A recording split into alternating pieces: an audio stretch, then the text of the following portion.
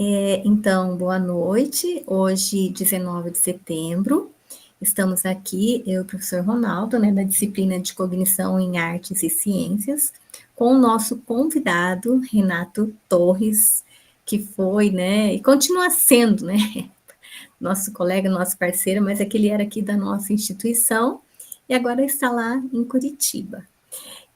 Renato, de forma geral, eu faço assim, eu não apresento muito a pessoa, porque eu gosto que a pessoa fale um pouquinho dela. E às vezes, se a gente vai ler aquele currículo Lattes, e de repente não era aquilo que você queria falar, né?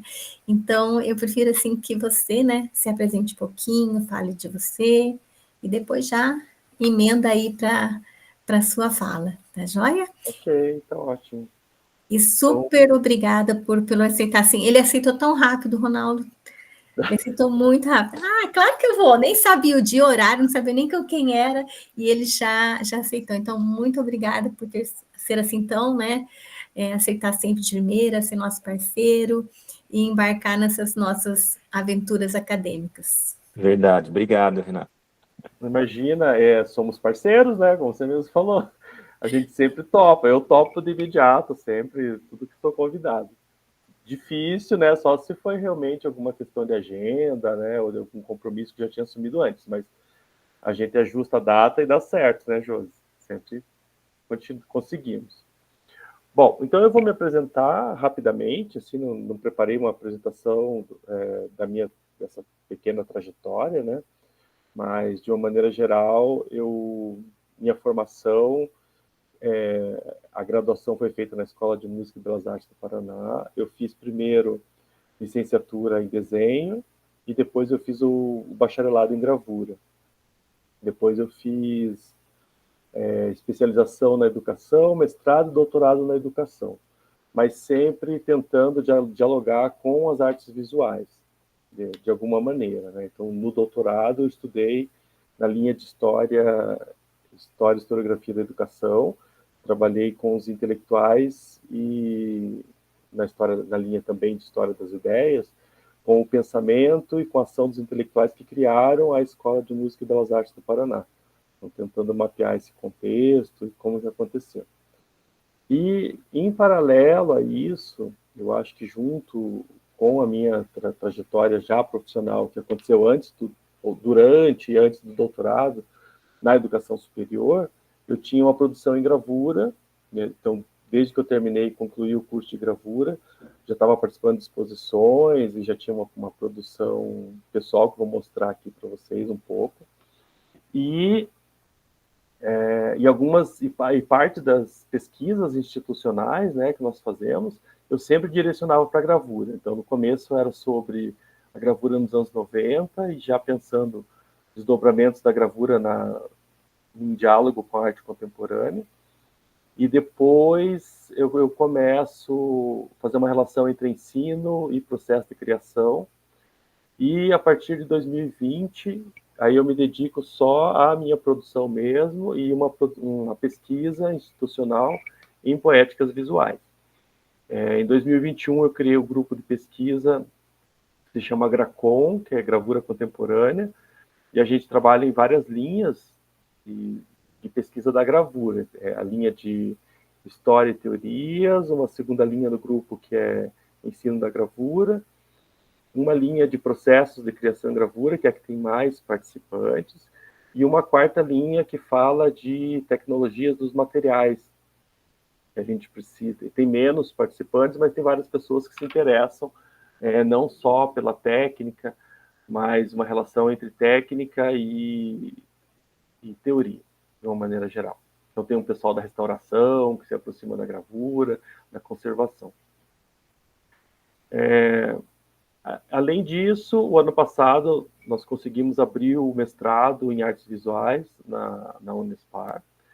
E daí, como esses últimos anos eu direcionei bem minha produção para pesquisa em gravura, então eu trabalho no mestrado principalmente com a gravura e com a paisagem, que vocês vão perceber na minha fala, que vai estar sempre presente também esse diálogo entre a paisagem, um conceito mais aberto de paisagem, dialogando aí com a arte contemporânea, e a gravura, também pensando a gravura e seus desdobramentos, né? A gravura hoje não só nas técnicas tradicionais, que é a xilo, metal, lito e serigrafia, mas também processos do que a gente está chamando, né, os autores estão chamando de arte impressa, pós-gravura, e aí alguns desdobramentos, aí tudo que é processo gráfico e que é utilizado para a criação artística.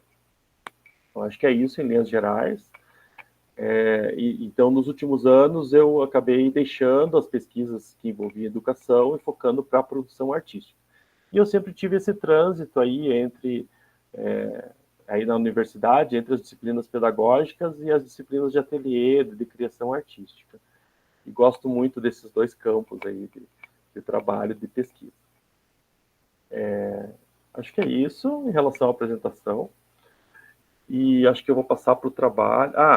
Eu passei 2 textos para ajudar, né, a entender um pouco do que eu vou falar hoje. Um texto, ele é mais de fundamentos, que é um texto da Apolline Terragrossa, que é uma pesquisadora francesa, que vai fazer uma relação entre imaginação e criatividade.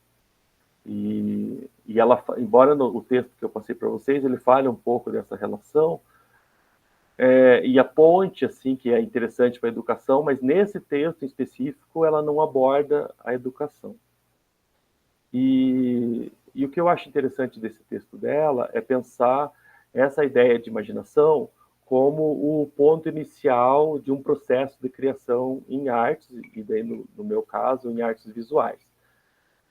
E o segundo texto, que eu passei como apoio também, aí ele é um texto específico do meu processo de criação, e aí eu separei uma parte da fala para falar desse texto, né, desse momento da criação das gravuras, e que ajuda a entender um pouco mais as últimas pesquisas que eu tenho feito. Bom, então é isso, né? Acho que esses textos vão ajudar um pouco. Outros autores que eu gosto muito de usar quando se fala em processo de criação são a Cecília Almeida Salles, ela trabalha na linha da crítica genética, da crítica de processo, e vai pensar formas de criação não só nas artes, mas também na ciência, em outros campos do conhecimento, de uma maneira geral. E autores que falam da pesquisa, do artista pesquisador. Então tem a Sandra Rey, tem o Passeron, que vão ajudar a entender um pouco desse processo de criação na linha de poéticas visuais. Tinha mais alguém? E tem uma outra linha que eu tenho começado a estudar nos últimos anos, que eu acho interessante, que é a artografia, que vem de uma autora do Canadá, que vai pensar uma relação entre o artista, professor, pesquisador, né, e como que isso se dá em processos de aprendizagem, seja para o ensino formal ou para o ensino não formal. E também ajuda artistas que são professores, né, entender um pouco de como a gente acaba atuando de forma, às vezes, até inconsciente, né, nas escolhas dos nossos conteúdos, dos encaminhamentos da sala de aula. E ajudando a potencializar, né, esse fazer artístico como parte do processo para gerar conhecimento, né, e gerar uma experiência artística para os alunos também. Então, são teorias bem interessantes que conversam entre si. A crítica genética, a metodologia de pesquisa em arte e a artografia. Eles têm uma linha muito parecida. A crítica genética trabalha mais assim, o pesquisador que está de fora do processo, que não é o artista, mas ele vai pesquisar o processo de outros artistas. Então, ela fala muito da gênese da criação, de tenta categorizar formas diferentes de criar, e é bem interessante para a gente também tentar entender o nosso próprio processo, como que isso se dá aí no fazer artístico. Eu vou projetar agora.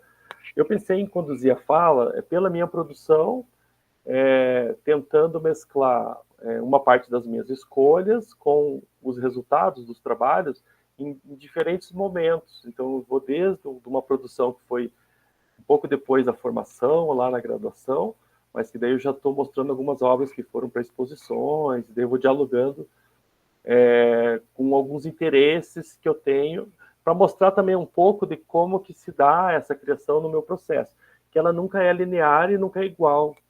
Né? Então, eu gosto de pensar por projetos. Né? Então, tem projetos que a gente está lidando com alguns conceitos, e às vezes a gente cansa, entra em crise, sofre, muda, depois mais para frente mistura tudo, retoma algumas coisas. Né? Então, esse caminho ele não...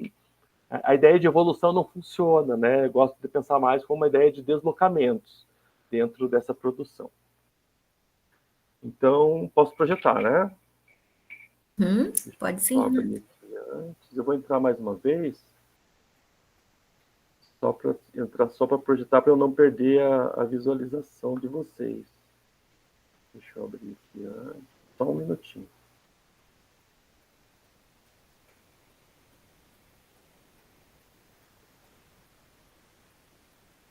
Renato, enquanto você vai abrindo aí, acho que, Josi, a gente pode também sugerir que quem tiver alguma pergunta durante a palestra, para não perder o fio da meada, escreve no chat, né? Aí no final a gente vai trazendo. Tá bom.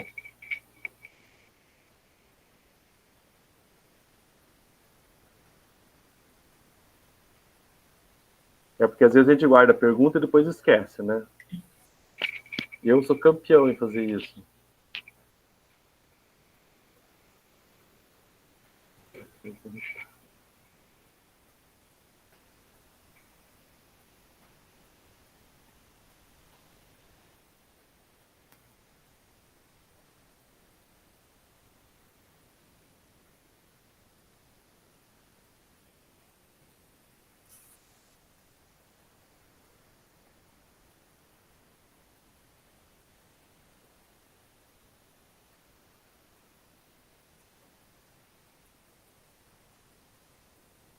Ok.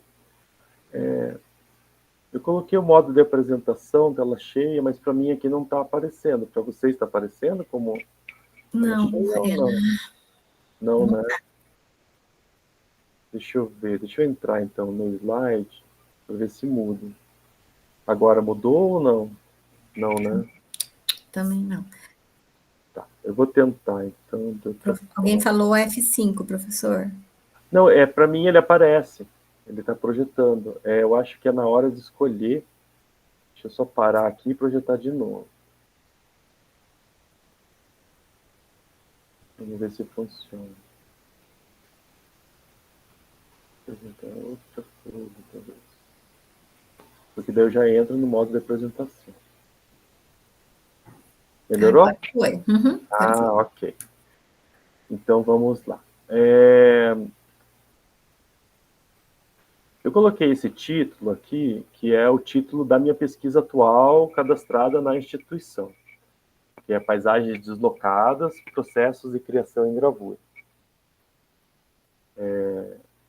Eu pensei o título Paisagens Deslocadas e não Paisagens, porque eu não trabalho com a representação da paisagem. Eu trabalho mais com a ideia de percepção da paisagem e de uma certa maneira, trabalhar com elementos da paisagem na produção dessas gravuras. Aí vocês já vão entender um pouco mais sobre isso que eu estou propondo. Tentando mapear, né, uma ideia inicial, às vezes é difícil, porque as ideias vêm nos momentos mais inusitados, né? Eu gosto de colecionar ideias, e aí, às vezes, quando eu vou produzir, eu volto onde eu anotei e retomo algumas ideias, porque eu acho que a cabeça anda muito rápido, às vezes a gente perde algumas coisas. Mas, de uma maneira geral, nessa série que eu vou mostrar para vocês, eu estava pensando em imagens abstratas e em gravuras em grandes formatos, que isso, para mim, era um super desafio para aquele momento.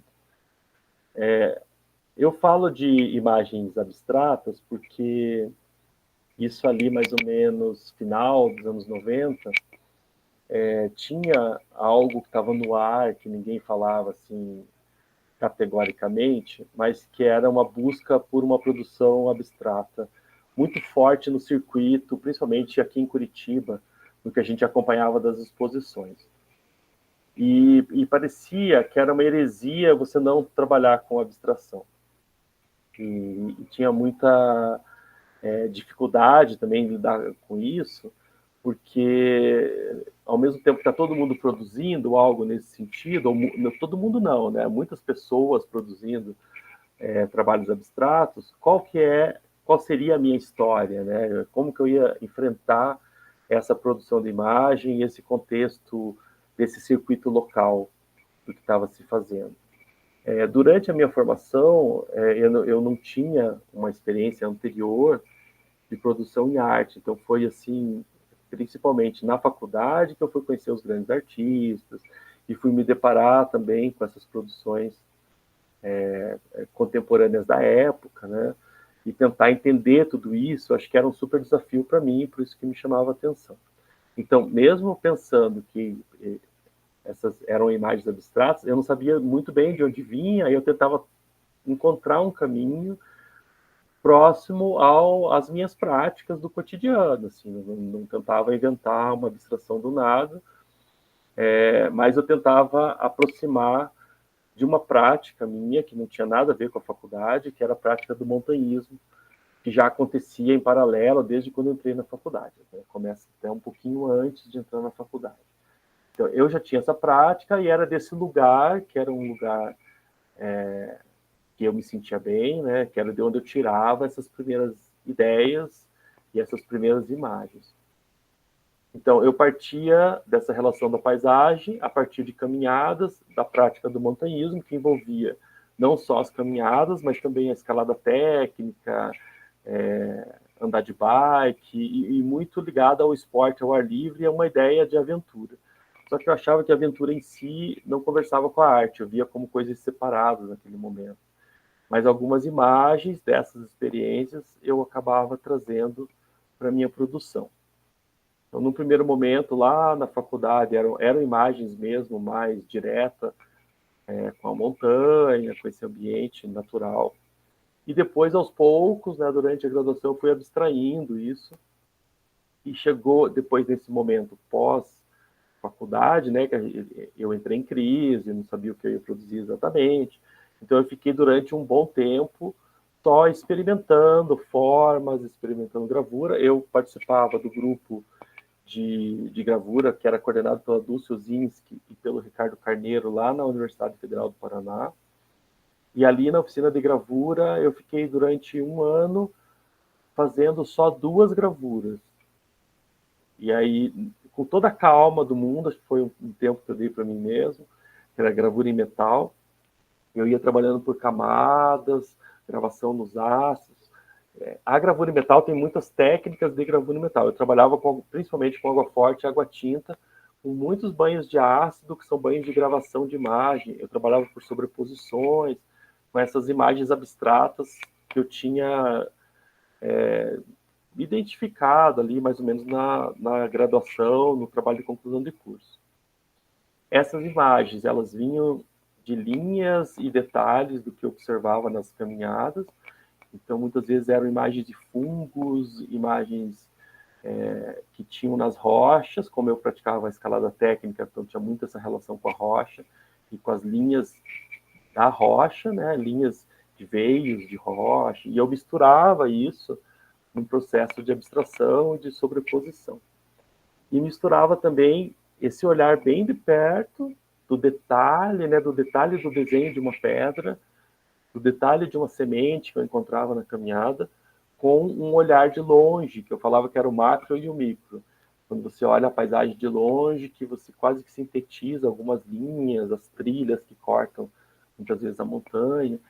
E aí isso que acho que um pouco uma influência até do minimalismo, né, de você reduzir as coisas, reduzir as formas, tinha uma redução e ao mesmo tempo uma ampliação quando eu botava tudo isso na mesma imagem. Bom, tinha outras preocupações que eram pensar gravuras em grandes dimensões. As gravuras sempre foram intimistas, né? Então acho que dentro do universo da gravura, as gravuras são pequenas, geralmente, 10 centímetros, 20 por 30. Alguns artistas já gostam de gravuras um pouco maiores, 50, 60 centímetros. Mas eu queria maiores, né? Eu queria gravuras maiores do que isso que eu estava acostumado a fazer e a ver nas exposições de gravura. Me lembro muito das gravuras da Maria Bonomi, que era uma artista, está viva ainda, né? Produz grandes gravuras de 2 metros, 2 por 1, isso me chamava muito a atenção, eu achava muito bacana isso. E ela dizia uma frase numa entrevista que era assim: o Brasil desse tamanho, com a Amazônia gigante, a gente não pode fazer uma gravura pequena, a gente tem que fazer uma gravura grande. E aquilo me chamava muita atenção. Depois, durante o processo, até chegar na exposição, começou a surgir uma relação entre a gravura e o espaço físico. Eu comecei a pensar gravuras para teto, gravura para o chão, então esse se deslocar da parede e pensar que a obra de arte ela pode estar num outro espaço, mesmo no espaço físico, né, e muitas vezes até fora do espaço da exposição, isso eu achava muito interessante. Então, um olhar que vem da land art, né, do que está para fora, desse diálogo com a terra, e também dos próprios minimalistas, que eles vão questionar o espaço expositivo, né, vão tirar essa obra da parede e vão usar todo o espaço como parte da obra também, né? Em alguns momentos quase que um espaço imersivo. Então tudo isso me chamava atenção, né? E eu de alguma maneira, às vezes consciente, às vezes inconsciente, eu tentava trabalhar nessa direção. E aí, durante as produções, foram surgindo algumas questões que eu achei interessante. Uma que é trabalhar com cheiro, daqui a pouco eu vou mostrar uma imagem e vou retomar isso para explicar melhor. A questão de você pensar uma gravura tridimensional, então tem uma discussão sobre a gravura, uma relação da gravura com o campo expandido, como que a gravura extrapola o próprio campo da gravura, e aí pensar uma aproximação entre uma imagem que normalmente é bidimensional e um objeto, né, algo que vem para o espaço físico, me chamava muita atenção, então busquei um pouco isso também. Outras características, a transparência, a leveza, a sobreposição da imagem, uma ideia de efemeridade de uma obra que pode mudar ao longo da sua história, né, da própria história da obra, ela pode acabar, inclusive, não existir mais. Eu achava isso interessante. E a ideia de repetição. A repetição, sim, vinha muito do minimalismo também. Mas eu me encantava com algumas qualidades do minimalismo e não a estética do minimalismo. Porque o minimalismo ele tem uma ideia assim de que o artista não precisa fazer, ele pode pensar o projeto e mandar executar. Isso não me encantava. Eu gostava do fazer, da manualidade, dessa aproximação que é do universo da gravura, né, do artista que produz. O que mais? E também os materiais eu achava interessante, mas naquele momento eu não conseguia me desprender dos materiais da gravura, mas eu achava interessante, estudando o minimalismo, né, essa ideia de que eu poderia usar materiais industriais, materiais do dia a dia. Enfim, desse caldeirão aí de possibilidades, surgem alguns trabalhos, né? Então, esse trabalho foi mostrado no MAC, eu não me lembro se era 2005, ali entre 2004 e 2005. Eu trabalho com linóleo, que é uma borracha, né? Tá dentro das gravuras em relevo, que você, como achilo, você entalha, imprime a superfície do material. Então, essas imagens, esses desenhos que estão aparecendo, que às vezes parecem uma pincelada, eu imitava a pincelada. Pincelava mesmo, né, com pincel e tinta guache no material, e aí eu vinha entalhando, recortando esse material, e depois eu entintava e imprimia no tecido. Naquele momento, a minha esposa trabalhava com tintas naturais, e eu acho que por influência, né, de ver ela trabalhando o tempo todo, eu achei bacana que quando você trabalha com a tinta natural, ela deixa cheiro.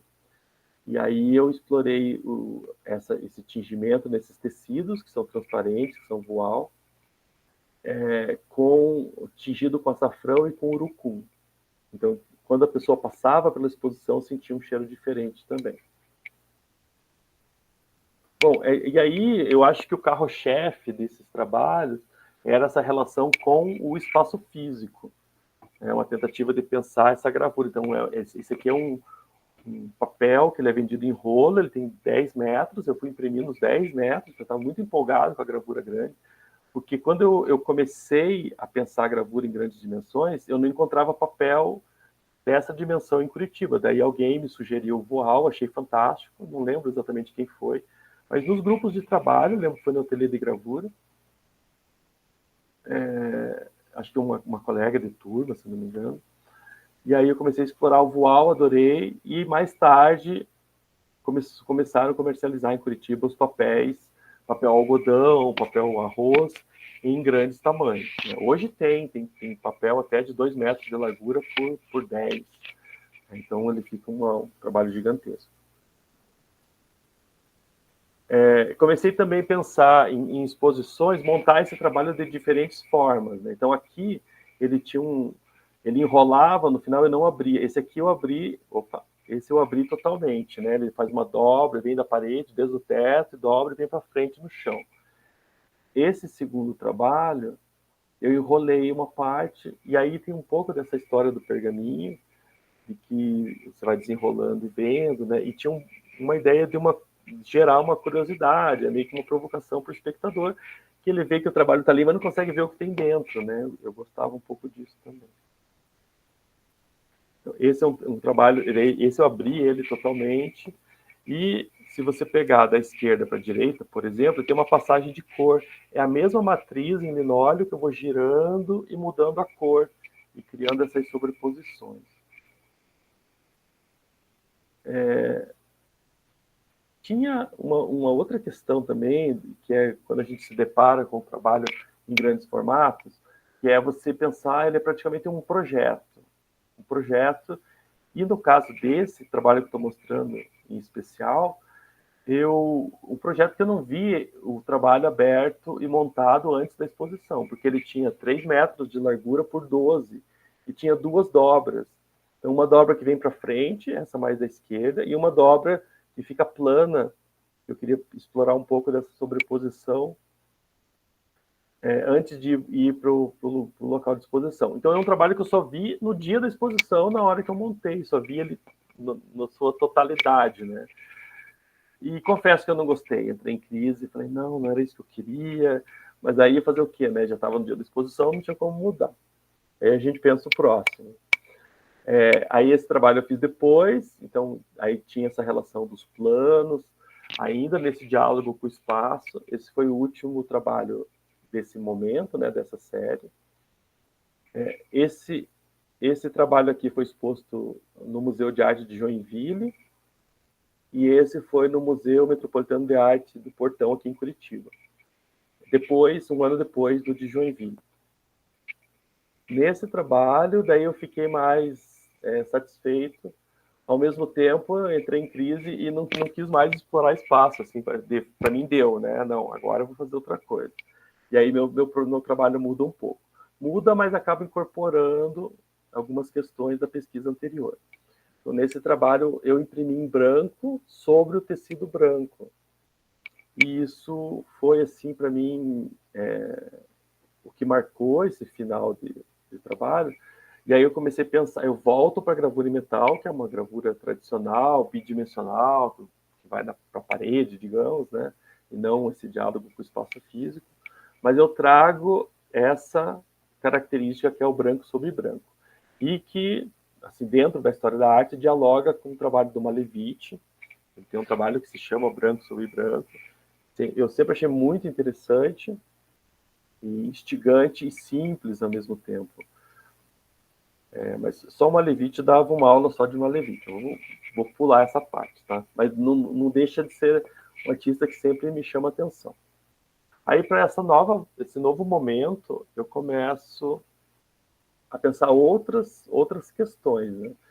Então, se nos trabalhos anteriores eu partia da paisagem para escolher essas formas ou de elementos da paisagem, para escolher essas formas que eu trazia para o ateliê e trabalhava de uma forma mais gestual, ampliava, misturava, alterava as próprias formas, não tinha um compromisso fiel com a realidade ou com a representação da realidade, mas sim pensar isso como processo mesmo e distorcendo até que se tornasse uma abstração. Depois eu pensei em criar uma paisagem ficcional, né? Criar assim, elementos que dialogavam com esse olhar que eu tinha, mas com algo que eu criasse no ateliê. Então, eu trago um pouco do trabalho anterior, esse branco sobre branco, e aí eu começo a explorar essa tinta branca no papel creme ou no papel branco, e tem uma questão que acontece durante o processo, que é um erro, e na gravura, quando você percebe que vai borrar a gravura, você coloca a placa na prensa, e às vezes como você entintou, suja um pouquinho em volta. Então tem uma prática que é você tacar um pouquinho, colocar um pouquinho de talco, e o talco vai inibir essa tinta, você não precisa começar tudo de novo, né? Então ele praticamente inibe, seca ali a tinta, você coloca o papel por cima e passa na prensa. Quando eu fiz essa ação, eu coloquei muito talco e ele gravou, porque quando você coloca o papel, você molha o papel e seca o papel, então ele fica úmido, né? Você tira o excesso de água, fica um papel úmido, mas é muita pressão, né? São 2 rolos na prensa. E aí gravou esse talco. Então, a princípio, estragaria a cópia, digamos, né? Teria que começar tudo de volta. Mas eu achei interessante essa gravação, que era errada, e comecei a incorporar daí de propósito. Eu jogava um monte de talco mesmo para gravar. Eu vou mostrar para vocês. E uma outra questão que me chamava a atenção, que era a própria oxidação da placa. Que a placa, quando você deixa de um dia para o outro, ela já começa a enferrujar. E eu achei que esse ferrugem, quando imprimisse, poderia gerar uma cor próxima ao branco, dentro dessa discussão aí do branco no branco, né, poderia ser interessante. Então, começo a trabalhar com isso. Essa ação do talco e a ideia de efemeridade, que já me chamava a atenção, que eu gostava disso, né, comecei a fazer essas gravações junto com a placa, e esse talco que acabava gerando uma matriz que se perdia, depois ficava caindo esse talco, eu achava interessante. Bom, então isso, né? E aí eu volto para uma técnica tradicional, que é água forte e água tinta. Eu sempre volto para a gravura em metal, acho a técnica que eu mais gosto. Mas aí, durante o processo, eu vejo o que o trabalho está pedindo. Então, naqueles trabalhos anteriores, nesses aqui, por exemplo, eu não trabalhei não trabalhei com a gravura em metal, trabalhei com linóleo, esse aqui com serigrafia. 2 técnicas que eu não gostava muito, que até aquele momento eu achava que elas eram exploradas de uma maneira muito dura, geralmente mais geométrica, mais fechada, e eu gosto da imagem mais solta, né? Mas daí o projeto pediu essas técnicas e eu comecei a usar a técnica a meu favor. Então isso é muito interessante para a gente pensar como na arte a gente vai transformando esses procedimentos técnicos. Todo mundo pode usar o mesmo procedimento, mas cada artista vai manipulando de acordo com o que está buscando, né? De acordo com o seu projeto poético. Bom, então agora, esses segundos trabalhos, esse primeiro trabalho eu imprimo com um rosinha bem clarinho nesse voal e coloco algumas linhas ao fundo, que são arames, para criar alguns detalhes. Então, isso ainda vem, né, acho que uma herança dos trabalhos anteriores.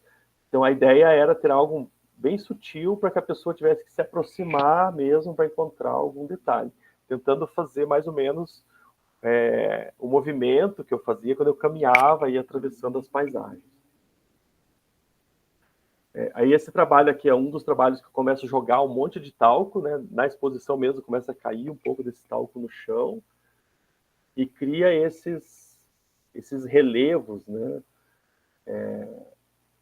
Nessas imagens que eu começo a misturar junto com a impressão da gravura em metal. Então eu começo a misturar essas tintas, né?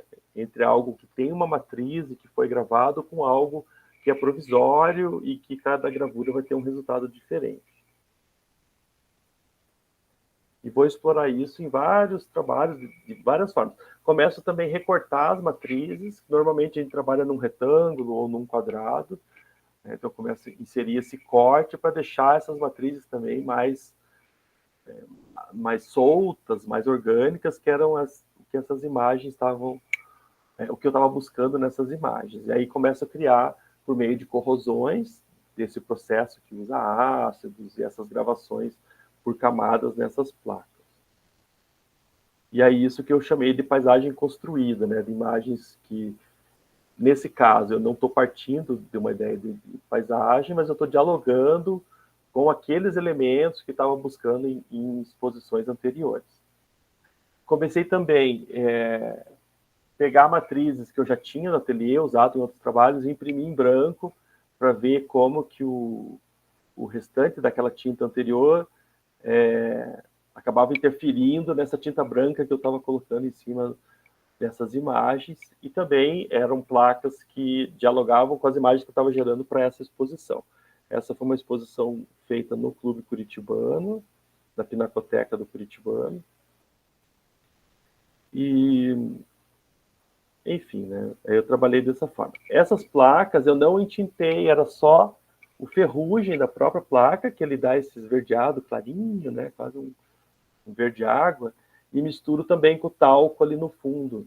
E aí crio essas impressões também que acabam sendo únicas e não o que acontece normalmente na gravura, que é poder gerar muitas cópias. Então, nesse momento aí, o talco passou a fazer parte desse processo de criação, né, que eu fui explorando de outras formas, e eu continuei na nova série que eu vou falar agora para vocês. Então, o talco ficou na minha vida, de vez em quando eu volto a utilizá-lo. Não é bem a ideia do talco totalmente, mas é a ideia de inibir a tinta, que é uma coisa que não se faz normalmente quando está imprimindo, né? Normalmente os gravadores controlam bem essa impressão. E uma outra ideia, que é uma ideia de pensar a gravura como um acontecimento. Então, agora nessa nova série, uma parte do que foi feito era o que eu conseguia na hora que eu entrava no ateliê. Então, eu tinha uma ideia inicial, mas eu começava a olhar em volta e ver os materiais que estavam em volta, e aí esses materiais que eu ia jogar por cima da minha matriz entintada, inibindo a tinta e gerando outras formas. Então, aqui era uma daquelas placas lá que foram impressas em branco, eu retomo a placa, imprimo em azul, mas antes de imprimir eu gravo mais uma camada de imagem, essas linhas bem soltas por cima, e na hora de imprimir eu misturo com o talco, né? Jogo esse talco por cima para dar essa ideia de, parece que são alguns furos, que essa ideia, uma ideia de corrosão de tempo, misturada com a placa que está gravada. Também começo a misturar com algumas matrizes que estão largadas no ateliê já, às vezes, há mais de um ano, como essas linhas que estão no fundo ali, era uma placa que o pessoal usava para riscar, cortar papel, dela gerava essas linhas, e eu achei interessante essas formas geométricas com a forma mais solta e misturei nessa impressão. Também começo a me apropriar de algumas coisas, então era isso, né? Eu entrava no ateliê e via o que estava em volta. Isso que parece uma telinha azul claro, realmente é uma telinha de plástico que estava largado lá, eu recortei, pensei a composição com essa imagem que está no meio, que era uma placa que estava já sendo corroída há meses, que eu dava muitos e muitos banhos de ácido nela, e esse branco por cima, que é o talco que eu jogava por cima na hora da impressão. Então era assim, eu entrava no ateliê, uma parte eu tinha planejado e uma parte eu trabalhava com o que eu encontrava dos materiais que na maioria das vezes estavam abandonados lá já há muito tempo. Aí essa gravura que está em verde, eu mandei para uma amostra que teve na Itália.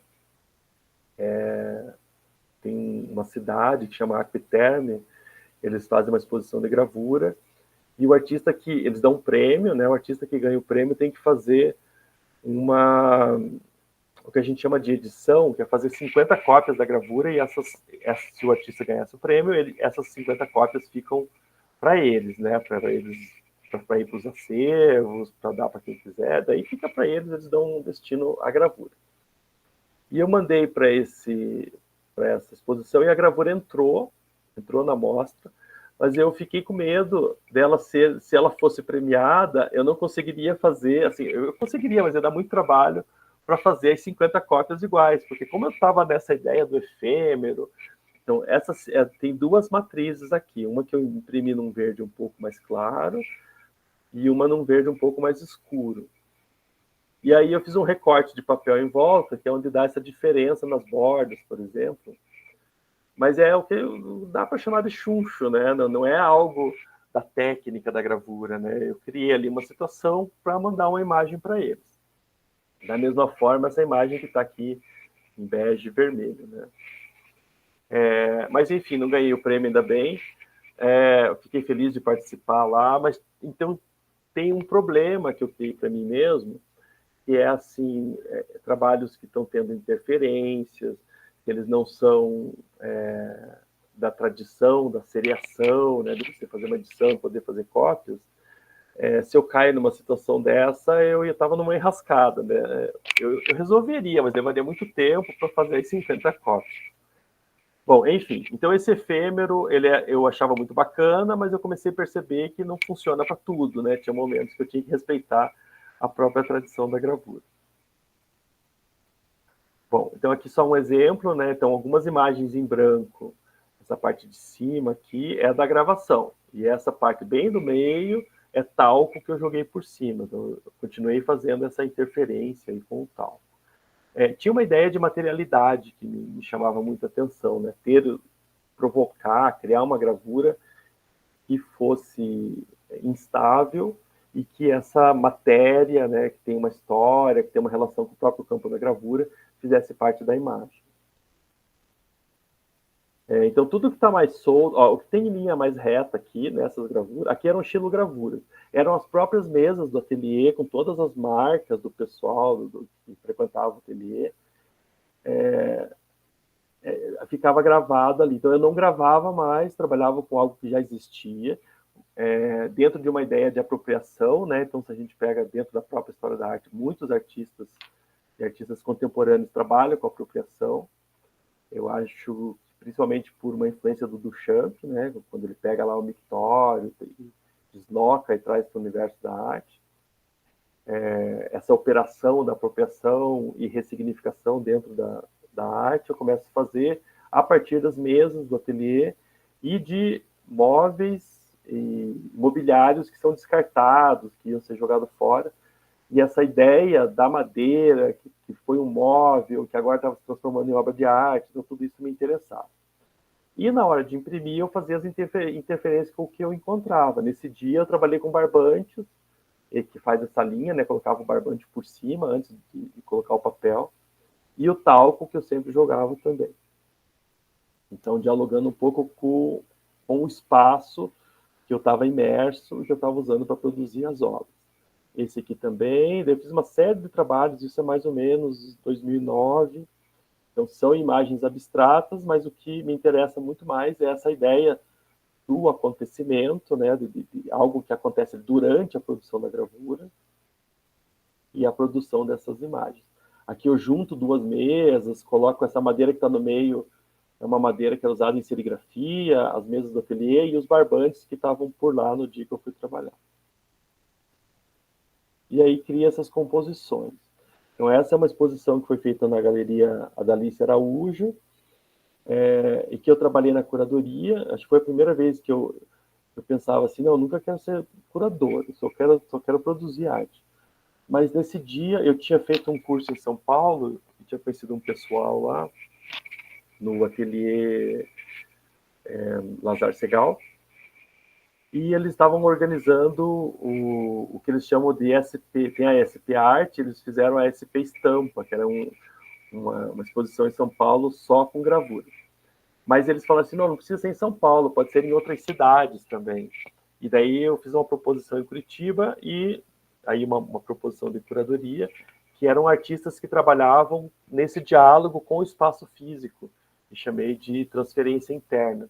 Então, esse trabalho do teto é um trabalho do Hugo Mendes, ele tirou todo o teto de isopor da galeria e fez essas cartas de baralho em serigrafia, e ele substitui o teto, é quase que um jogo de baralho no teto da galeria. Aí esse trabalho está bem no centro, é um trabalho do Claudio Boxon, ele imprime calçadas na frente das casas, né? Ele vai lá com o papel dele, joga tinta, imprime as calçadas, principalmente da ardose, e aí ele vai gerando essas composições no espaço expositivo, nos lugares que todo mundo que não se enxerga normalmente. Aqui ele pegou o pilar atrás da porta, onde tem o rodapé, onde está a tomada, esses lugares que interessam para ele, né? Então eu convidei esse pessoal que estava fazendo esse diálogo com a arquitetura, e aí foi uma exposição muito bacana, e nós exploramos todo o espaço da galeria, do chão ao teto. Essa foi outra exposição, nesse momento eu já estava na UEPG, né? Foi quando nós fizemos a exposição no Memorial de Curitiba. Então ainda são esses trabalhos que estão dialogando com esses mobiliários, né? Essa gravura que está bem à esquerda é uma porta, o pessoal pensa que é escada, mas pensavam também que era tecido, mas é papel, né? Então, como tem essa dimensão, às vezes as pessoas se confundem em relação aos materiais. E era uma porta de embuia maravilhosa que eu imprimi e criei aí essa sobreposição com com uma outra gravura que está por trás. Então, daí eu comecei a fazer isso também, né? Apresentar essas estilos de mobiliários com 2 ou 3 folhas. Então, tinha uma sobreposição, tinha a ideia da transparência, que já me chamava a atenção desde os tecidos e que eu trago de tempos em tempos. Bom, agora eu vou entrar na série Apanhador de Sonhos. Eu vou só acelerar um pouquinho, porque eu vi que o meu tempo está indo muito rápido. Essa série surgiu quando eu estava em Ponta Grossa, foi mais ou menos 2017, e que eu trabalhei ela até o ano passado, de 2017 até 2023. Foi durante também, além de eu ter esse deslocamento, né, morar em Curitiba, trabalhar em Ponta Grossa, pegava a estrada muitas vezes à noite, mas eu tinha uma memória já de muitos anos, acho que uns 10 anos antes de começar essa série, que é quando eu estava no cume de uma montanha e olhava as luzes acendendo na cidade. Eu estava no cume do Tucum, que é uma montanha no município de Capivari Grande, que é aqui na região metropolitana de Curitiba, e eu olhava as luzes de Curitiba acendendo. E eu lembro que eu achava muito legal isso, né? Vinha o pôr do sol, daí no montanhismo, geralmente quando chega a hora do pôr do sol, todo mundo para ver o pôr do sol. Depois monta a barraca, tal, para acampar, e começa a acender as luzes e a noite cai. Então, essa memória, né? Eu sempre pensava assim, vou voltar aqui para fotografar essas primeiras luzes da cidade. E não voltei para isso, voltei né, dentro da prática do montanhismo, mas eu não voltei para fotografar como tinha pensado. Mas um dia, preparando uma aula de desenho para o pessoal aí da UEPG, eu queria explicar a perspectiva, e eu falei, acho que eu vou explicar a perspectiva pelas luzes. E eu estava esperando sair com o pessoal, mais no finalzinho da tarde, para ver as luzes dos postes, e daí eu preparei um material para mostrar, né, para o pessoal, e explicar a perspectiva a partir dos postes, né, olhando na rua, das luzes dos postes, né. Acho que por conta dessa memória que eu tinha aí das luzes acendendo. Só que no dia choveu, e deu tudo errado. Daí dei outra aula, outra explicação, voltei para o apartamento, e naquele momento estava finalizando a tese, e eu lembro que teve um momento que tive muito sono, e daí para não dormir comecei a fazer esse trabalho. E eu trabalhava, embora seja em nanquim, trabalhava como na gravura, com máscara, que é a máscara de aquarela, que eu vou... Então esse branco é o branco do papel, aí eu isolo esses pontos, depois eu venho fechando todo o papel com preto. Quando seca, daí eu tiro essa máscara e o branco do papel aparece. E esse foi o primeiro trabalho da série, então no começo eu fazia para não dormir durante a escrita da tese. E esse trabalho está na UEPG, não sei se está lá ainda, né, mas tinha ficado para a biblioteca. E eu começo a trabalhar com essas cidades. Então, num primeiro momento, essa visão de cima, né, uma visão aérea. E em alguns momentos, né, essa aqui é uma visão aérea, né, mas tem pessoas que acham que é uma abstração. Daí eu me permito também trabalhar com essa figuração e com algo que se aproxima da abstração.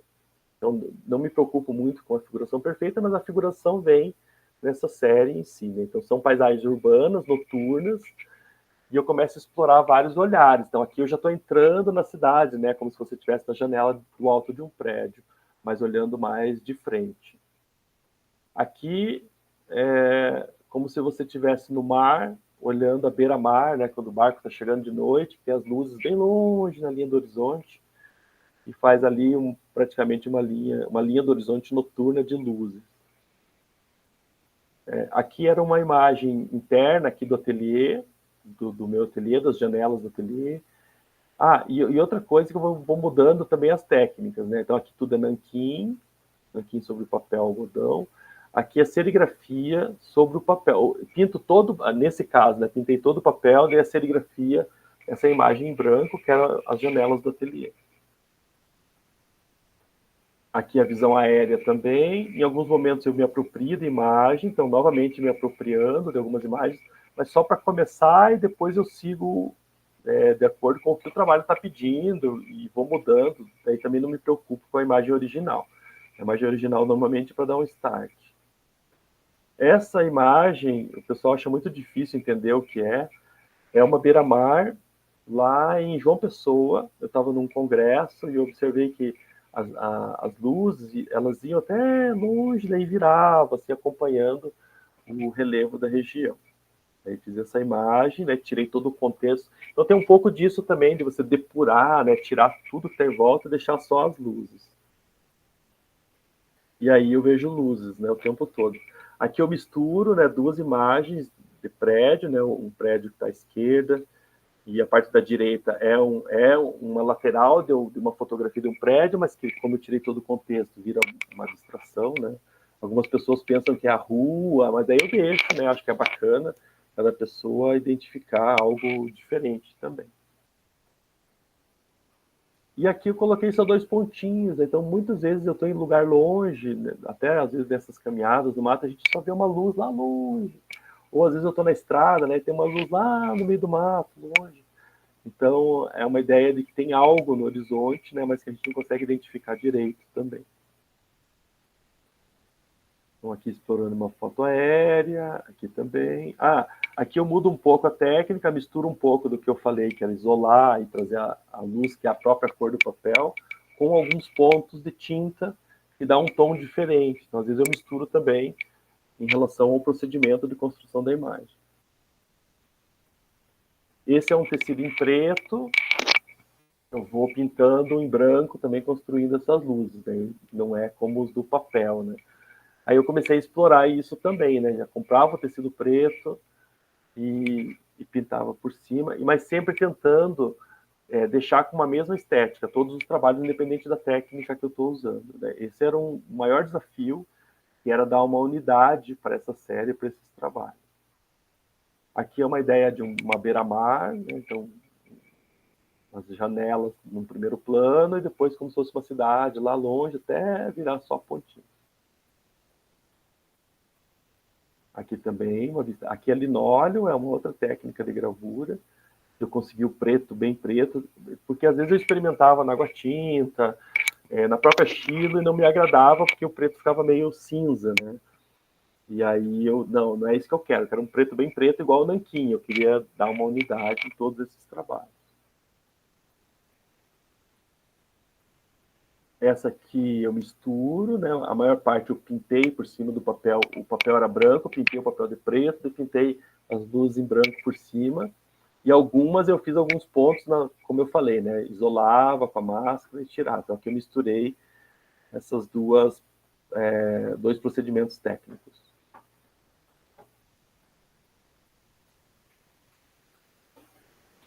Essa é uma imagem de Belém. Eu estava também num congresso, daí tirei a foto.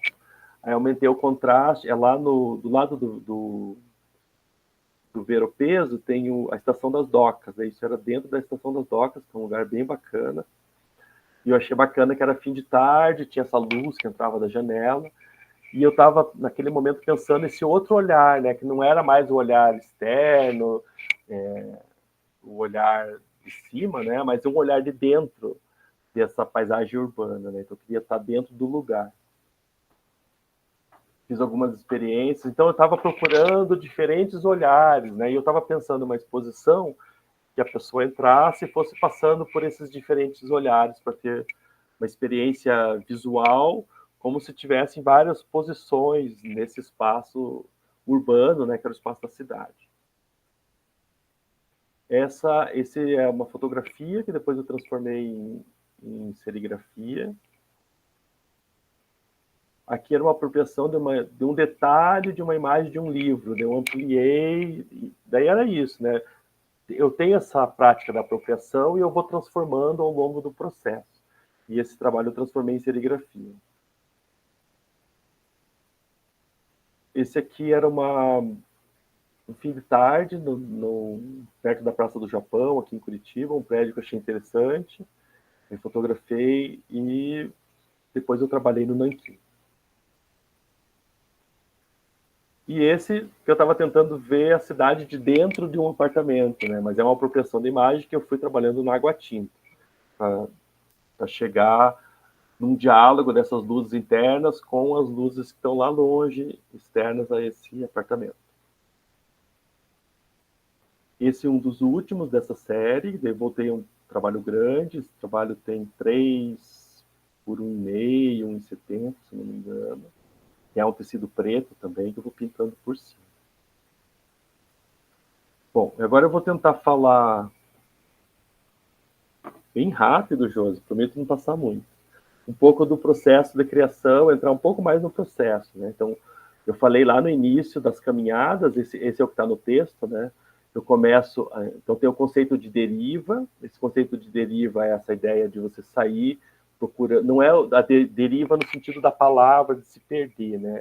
É o contrário, é a deriva como uma operação artística, no sentido de você sair para encontrar algo que se transforme em obra. Essa ideia da deriva no livro do Careri, que é um pesquisador da caminhada como um objeto estético, ele coloca que surge lá nos dadaístas, né, as caminhadas dadaístas, ele pensa a caminhada em si, e eu estou pensando como que a minha caminhada faz parte do meu processo. Então aqui eu tirei várias fotos, era numa caverna em Piraquara, na boca de uma gruta, uma pequena gruta que tem perto do Morro do Canal. E aí eu fotografo esse meu amigo, ele fica ali de modelo, faço várias fotos, escolho essas, e essa última que eu levo para a serigrafia e misturo com uma imagem de fungos de uma rocha que eu tinha encontrado num outro dia, numa outra caminhada. Então tem essa fusão e eu vou distorcendo a imagem, e depois essa imagem é serigrafada nesses tecidos de canto, que eu estava pensando nessas gravuras em diálogo com o espaço. A gravura quase que some, né? O tecido ele ocupa um outro espaço e a gravura se torna secundária. Mas essa imagem eu vou girando, transformando, sobrepondo e trabalhando esse tecido que está na parede. E eles foram tingidos com erva mate, né? Então também, quando a pessoa se aproximava, tinha o cheiro da erva mate. E esse é meu último trabalho, agora de 2024, que eu tenho pensado muito em algumas sensações minhas ou alguns elementos que eu sempre percebi durante essas caminhadas e que eu queria trazer para a gravura. Nesse caso, petricor, né, que é o cheiro da chuva, aquela sensação um pouco antes de começar a chuva, quando vem um cheiro de terra molhada, né, que você percebe que mudou alguma coisa, mas não necessariamente você viu a chuva e de repente a chuva chega. E nessa imagem, que é uma imagem de Antonina, né, tem as crianças pulando ali na água e a chuva está no fundo, ela está chegando. Eu queria trabalhar um pouco essa ideia da sensação, da percepção dessa chuva. E eu tenho uma memória também de montanha, que é essa chuva que eu olhava a chuva andando, assim, uma coisa que eu nunca tinha visto antes de ir para a montanha. Geralmente a gente está em algum lugar, a chuva vem e nos toma, né? E da montanha, olhando de longe, eu via a chuva andando e achava aquilo fantástico, maravilhoso. Eu estou tentando trazer um pouco disso para as gravuras. Mas geralmente é um processo, né? Então aqui eu pego um detalhe desse menino pulando, trabalho só ele pulando na água, em água forte, água tinta e um pouco de fotogravura. E depois eu começo, querendo trabalhar essa chuva, né? Volto nessa imagem aqui da fotografia. Essa fotografia geralmente eu salvo no Instagram, depois eu retrabalho tempos depois. Então o Instagram ele começa a fazer parte do processo também. E para trabalhar essa chuva, eu começo a trabalhar com essas gravuras, são esses madeirites de obra, né? Porque ele tem uma textura bem aberta, eu achei que poderia dialogar com a ideia de chuva.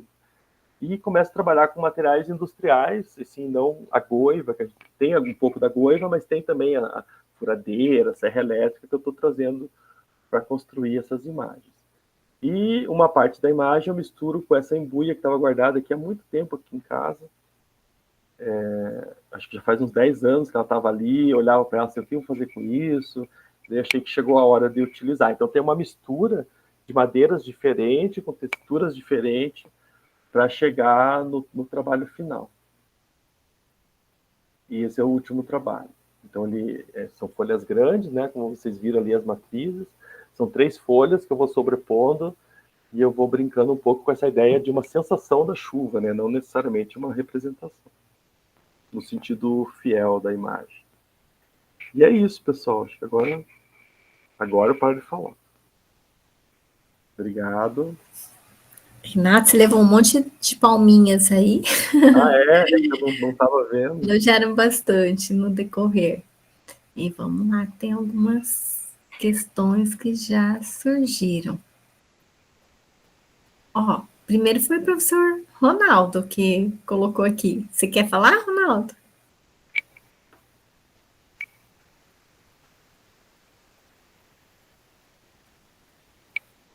Agora sim. É muito bom, Renato, te ouvir, ver esse processo seu de criação. Como você disse, né? Você usou um termo bem interessante, que não é um, como que fala? A representação fiel? Isso. Não é algo que evolui, né? Mas Sim. qual foi o termo que você utilizou? São contextos, Deslocamento. momentos, deslocamentos. Achei muito interessante esse termo. Vou até anotar aqui, porque isso é interessante pensar também na música, sabe? Porque nem sempre a gente, né? Nem sempre a gente segue uma linha que a gente vinha seguindo, mas é necessário às vezes deslocar para outros cenários, contextos e experiências, né? É o que eu escrevi aqui, Renato. Assim, foi mais uma impressão, mas eu queria ouvir de você, assim, às vezes, né, ouvindo, lendo seu texto, por sinal é muito gostoso de ler, né, parece que você faz transparecer realmente a sensação que você tinha lá da montanha para cá, né, para o leitor. Há alguma preocupação, assim, entre a sua arte com algo ligado à ecologia? Foi essa sensação que eu senti, ou não necessariamente no contexto ideológico da ecologia, né, mas essa preocupação assim em sempre estar envolvendo questões da natureza, né, não só por conta do montanhismo, né, das caminhadas que você narra, mas também nesse contexto de utilizar, por exemplo, a tampa da mesa, ali, o tampo da mesa, que talvez era talvez um objeto até descartável. Se chegasse alguém na faculdade e visse aquela, entre aspas, mesa velha, vamos trocar. Esse seu olhar assim de artista assim, para algo que talvez fosse, entre aspas, descartável. Eu queria só ouvir você falar um pouquinho sobre essa questão, essa ligação com que a gente vê essa reutilização, né, e também a questão da natureza. Não, mas tem tudo a ver, Ronaldo. Eu até tenho pensado muito nisso, assim, eu não trago isso para o texto, mas eu acho que é um pensamento diário, né? No montanhismo tem discussões bem acirradas, assim, né? Tem um pessoal bem, a gente fala que é eco-xiita mesmo, assim, assumido, né?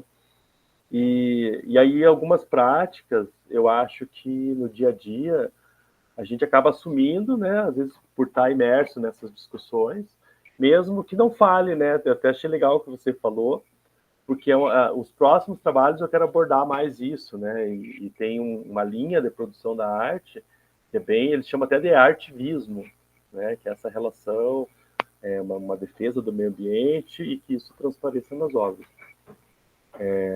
Então acontece comigo de uma maneira mais secundária, né? Ainda não tenho ainda não trabalho nessa vertente, mas é algo que está presente sim, né? Então descartar e jogar fora é algo que me incomoda muito, né? Sempre acho que dá para arrumar, que dá para usar, dá para reutilizar, e um lixo a menos no mundo, né? Eu sempre penso isso. E se puder transformar em arte, então, mais fantástico ainda. Então mas eu vejo isso como ações diárias, assim, quando a gente separa o lixo orgânico, já tem uma ação ali em cima, né? Então eu não sou um militante do, da arte e meio ambiente, né?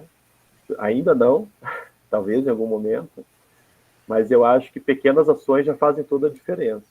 Né? E eu acho que foi esse olhar que me levou para essa ideia, nesse momento aí, de pensar esse trabalho do que estava sendo descartado e trazer para transformar como obra.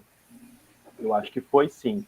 Eu lembro que eu andava muito na cidade, olhando o que o pessoal descarta na rua, né?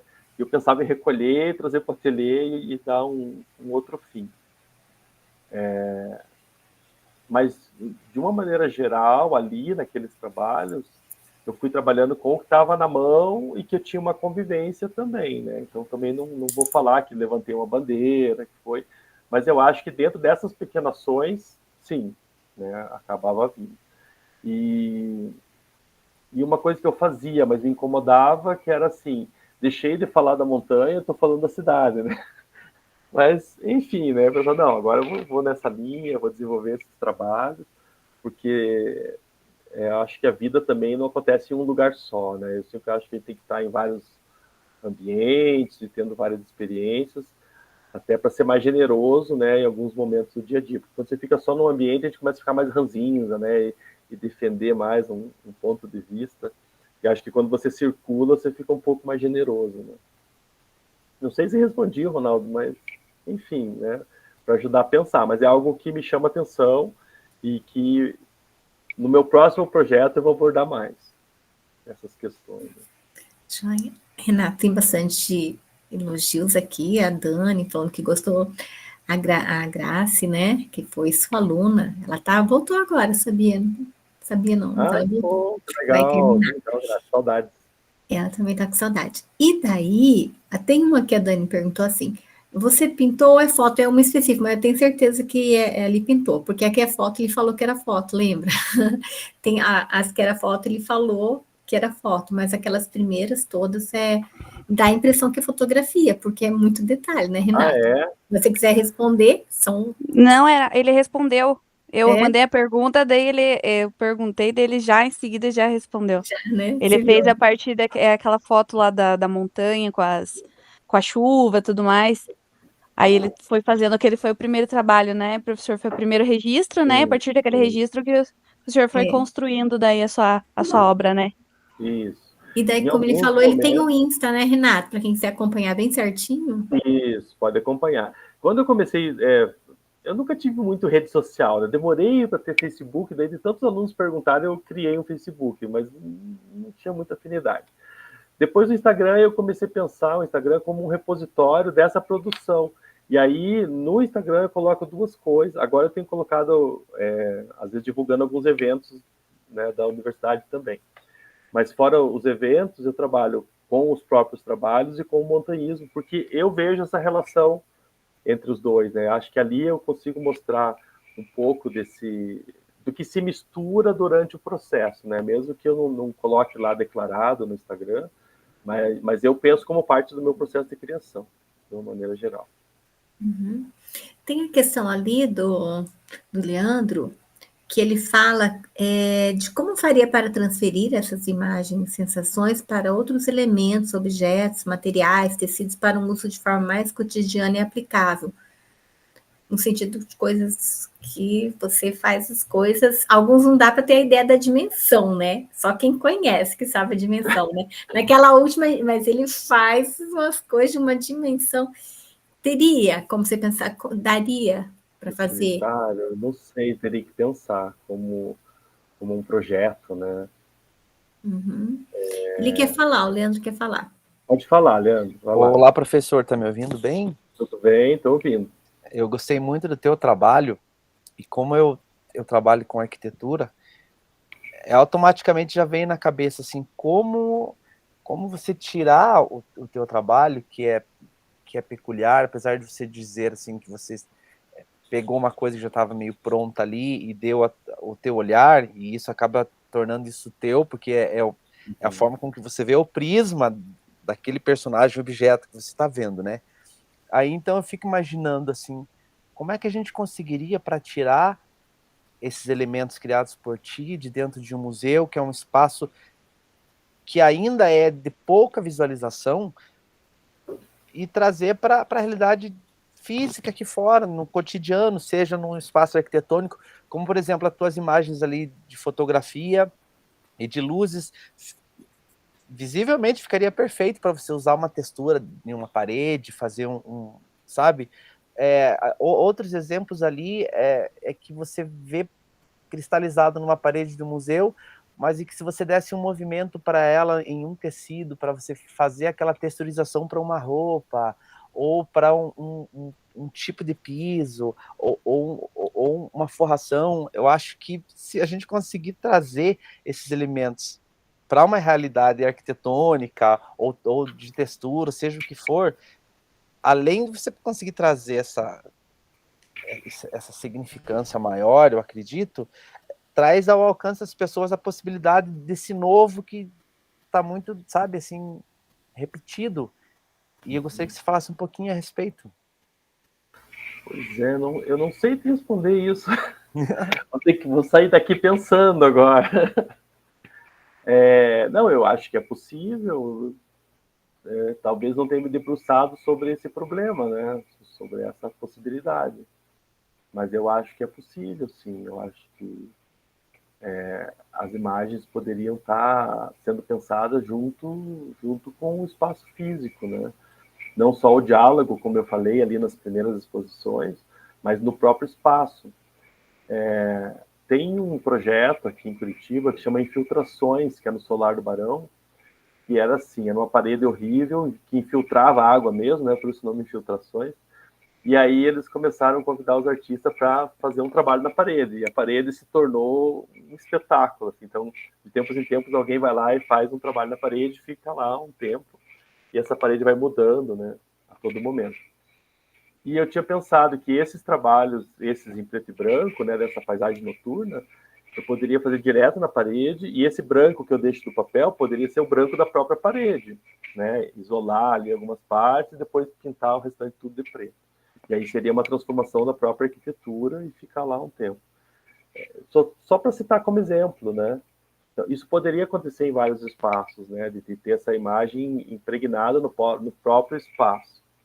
E se a gente pensar tecidos, pensar vidros, pensar materiais, a gente pode estabelecer esse diálogo aí com o espaço físico com qualquer material, né? Enfim, pensar projetos, pensar junto, né? Como que isso pode acontecer. Tem um pessoal do Rio Grande do Sul que se chama o Núcleo de Arte Impressa. Eles ficam experimentando a arte impressa em tudo, na roupa, em todo tipo de arte, eles vão ali experimentando, transformando. Eu acho que tem muito a ver com essa tua pergunta, né? Como que a gente explora esses materiais, essas texturas, e traz isso para dialogar com o cotidiano mesmo, tá? Nesses espaços físicos. Hein, prof? Eu tô aqui deitada na minha cama, a hora que eu vi aquela imagem lá, eu já pensei na minha fronha aqui do meu travesseiro. Por isso que eu achei bem legal a ideia dele ali. Eu pensei bem isso. Eu falei, nossa, podia fazer aqui um jogo de cama com essa imagem. É maravilhoso. Isso aconteceu com a calçada de Copacabana, né? Eles replicaram ela para o mundo inteiro. Então, o mundo inteiro não está pisando nela, mas tem a consciência de que ela existe porque ela está em canga, ela está em boné, ela está em camiseta. Outros artistas vão para a Europa, vêm os bueiros que circunféricos de metal, passam a tinta e fazem estamparias em camiseta. Então, eu acho que, por que não fazer isso com a tua, que eu achei muito bonita? Super legal. Mas eu sou horrível para pensar os objetos comerciais, eu me perco, eu não dou conta. Vai ter eu acho legal, eu acho que dá pra fazer, mas eu não faço. Tem que buscar patrocínio, prof. Sim, vai ter que integrar. E tempo, porque ele é professor, né? A Tâmara fez... você quer falar, Tâmara, ou a gente lê? Eu posso perguntar. Eu não sou da área da arte.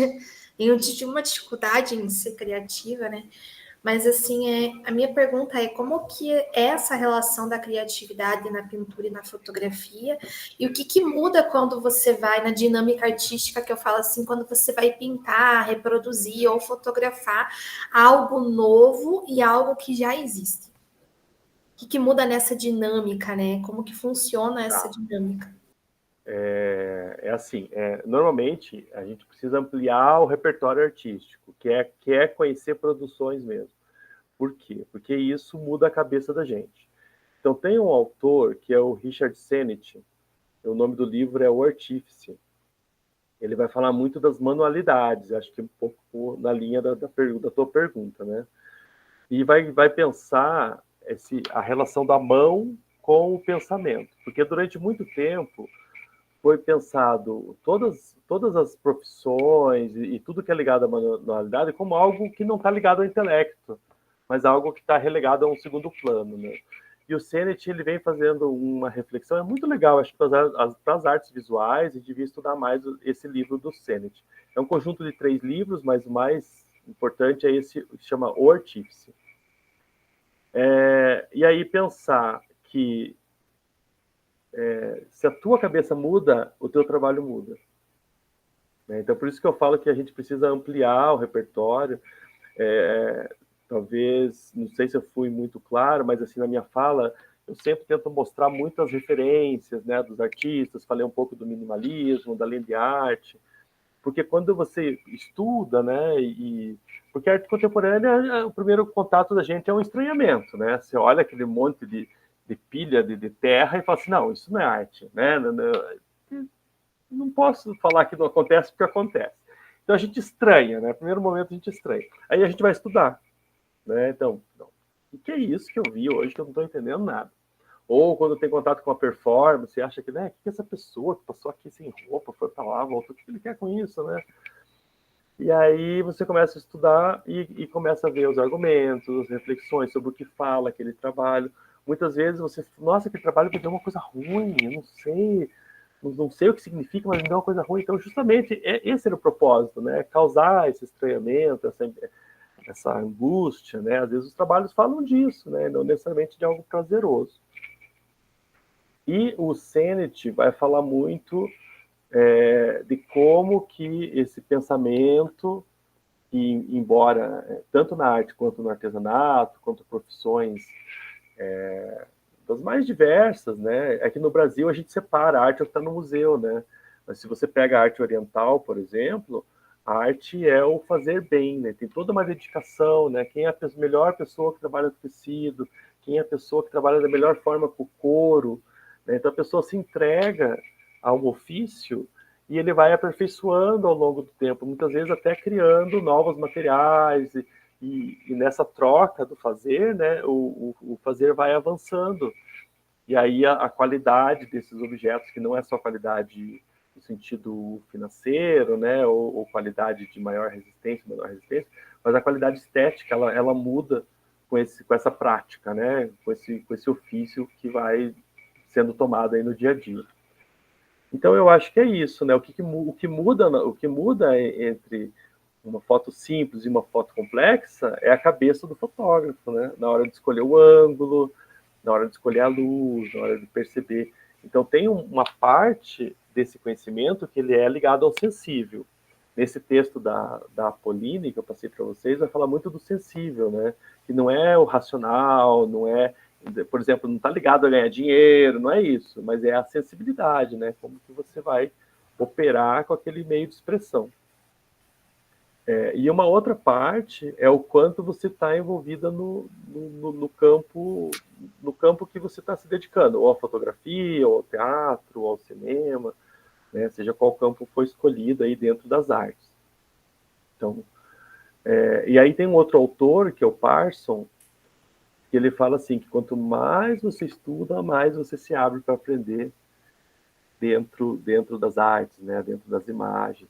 No caso, ele está falando da leitura de imagem, né? Quanto mais você estuda, mais você tem capacidade de aprender e de olhar aquele trabalho por outros ângulos. Então, tudo isso vai alimentando a nossa cabeça, que faz com que o trabalho saia diferente. Então, às vezes, até na minha fala, eu falo como se fosse uma coisa simples, né? Fui lá, peguei, apropriei da imagem, não sei o quê, usei o nanquim, mas não é só isso, né? Tem uma somatória de estudos, que é o que está por baixo, que a gente não vê na obra, mas é o que sustenta, né? Que é o que sustenta esse pensamento, que ajuda a gente a pensar sobre isso. Uhum. Não sei se respondi, mas ajuda a pensar, pelo menos. Renato, só ligando aqui, que depois tem um comentário do Vitor, você falando nisso, uma coisa que eu ia pontuar, é que você falou muito da memória, da sensação, da apropriação, só que você falou bastante da questão da técnica, e no sentido assim, de conhecer a técnica e burlar a técnica, e criar, e fazer, depois, não, eu vou voltar agora. Então, porque as pessoas às vezes têm a impressão de que quem faz é porque, não, mas tem a necessidade desse conhecimento técnico, para até poder ir além, né? Daí você pode, digamos, voltar e fazer, não, isso funcionou, e às vezes a gente faz coisas, testes também, né, para ver se dá certo aquilo, não dá certo. Tem a questão do tentativa, algumas coisas não funcionam bem, mas eu achei bem bacana. Se você quiser falar um pouquinho dessa questão. Mas é isso mesmo. Técnica e na gravura, é criação. impressionante. Você pode fazer gravura há 50 anos. Você começou um projeto novo, a primeira vai dar errado. Vai dar errado, não adianta. Então, já pensa que você vai experimentar. Não dá para deixar a obra para a véspera da exposição, porque você não vai terminar. Então, você termina e fala assim, não é isso. Aí você começa de novo, começa de novo. Aí, não é isso, não é isso. Eu mostrei as que deram certo, mas para chegar nelas, é muito erro, é muita tentativa, né? E aí isso que a Josi falou, né? E aí um pouco também é o encontro do Senet, né? Que é isso, dentro do que você quer e do conhecimento teu da técnica, você experimenta até chegar próximo do que você idealizou, que nunca é 100%. Né? Tem uma frase lá do Champ que é assim, que ele chama de coeficiente de produção, né? Que é assim, a diferença entre o que você idealizou e o que você realizou. Você queria uma coisa assim, né? Mas não deu, mas chegou perto, né? Então, nessa diferença sai a obra de arte. Mas nunca é exatamente o que você idealizou. E na arte a gente se frustra muito, muito. Por isso que a gente produz bastante. Porque daí você se frustrou, começa de volta. E vai de novo, né? E tenta, estuda, e vai. Na música é assim, não é, Ronaldo? É muito estudo, né? Se não estudar, não sai, não tem jeito. Acho que é isso, Josi. Joia. Bom, daí o Vitor... Quer falar, Vitor? Fez um comentário interessante.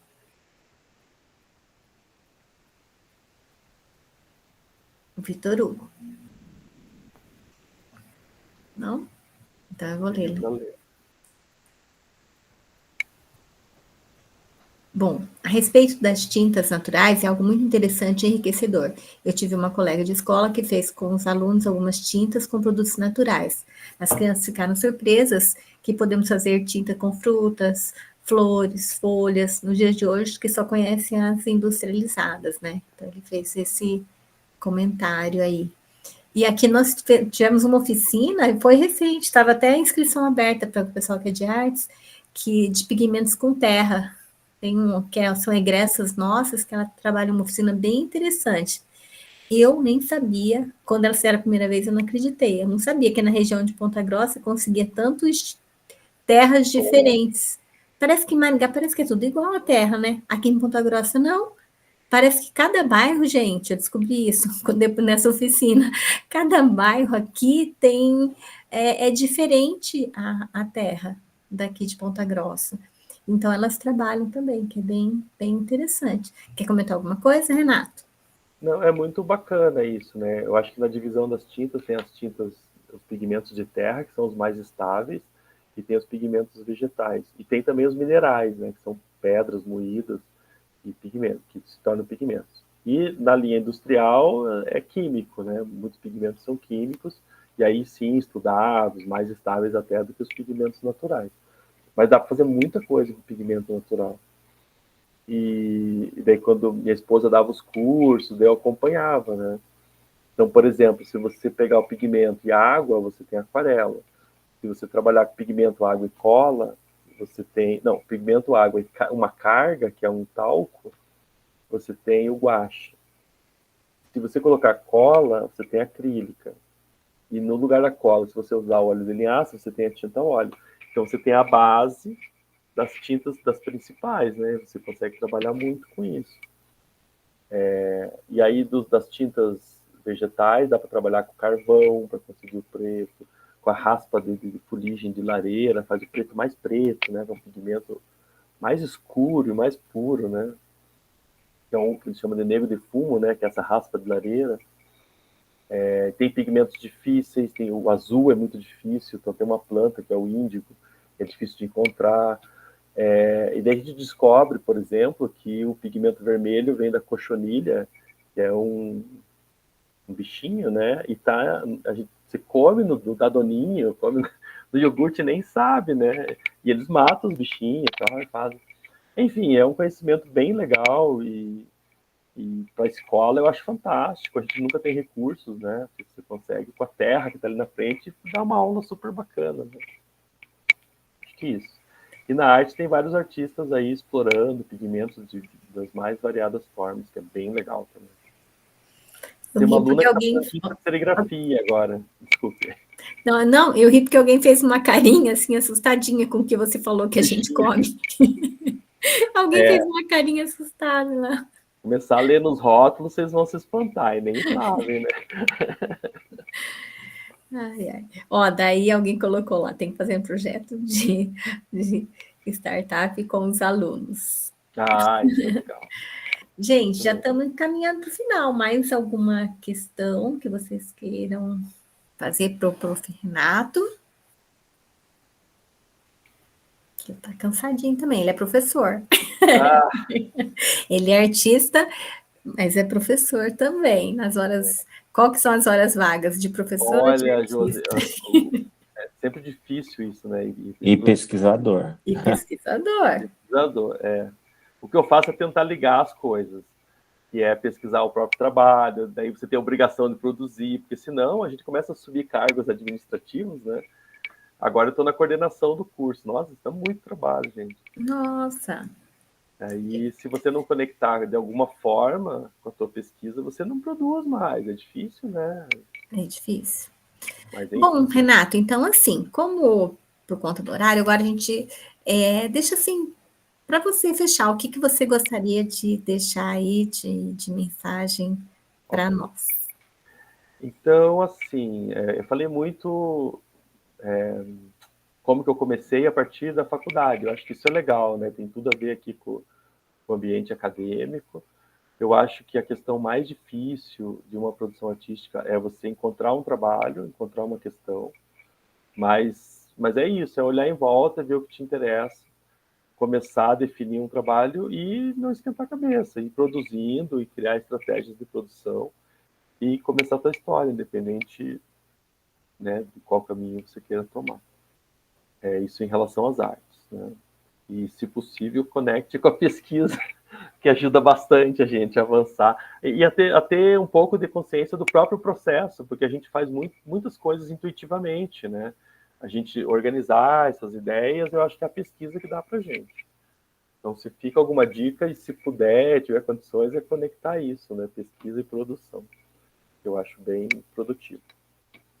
É isso, obrigado de me ouvirem aí, a gente fica à disposição, né? Quem quiser depois mandar mensagem, conversar, eu estou aí, tá bom? Obrigado, pessoal. Obrigado pela oportunidade de falar um pouquinho. Renato, nós que agradecemos, né? Como eu falei inicialmente, ele já aceitou prontamente, sendo que ainda está com mais um cargo que eu nem sabia, coordenador de curso, que não é fácil. Então, é muito bacana ter você aqui. Eu acho que eu até comentei de uma banca que veio uma professora e utilizou como referenciais. O Renato, a gente conhece ele. Então, é o que o Ronaldo falou, além de artista, professor e pesquisador, né? Que tem várias coisas aí interessantes. Só aquele capítulo que vocês leram, organização de livros, artigos e muito material aí. Renato, então, muito obrigada. A gente chama você sempre. Em breve a gente chama você de novo. E seria isso. Estamos muito felizes. E o pessoal aqui tem muitos elogios. Depois eu passo o resto aí que o pessoal comentou. Tá bom? Que bom, obrigado, pessoal. Espero que tenham gostado. Gostamos muito, Renato. Obrigado, viu? E foi muito bom ver você de novo e te ouvir. Muito bom mesmo. Mata um pouquinho de saudade, né, Ronaldo? É verdade. Deixa aí, daí você fica à vontade, eu vou dar recadinho para vocês. Vocês não podem ir, é só o Prof. Renato, tá? Então tá bom, então eu vou sair. Obrigadão, pessoal. Um abraço e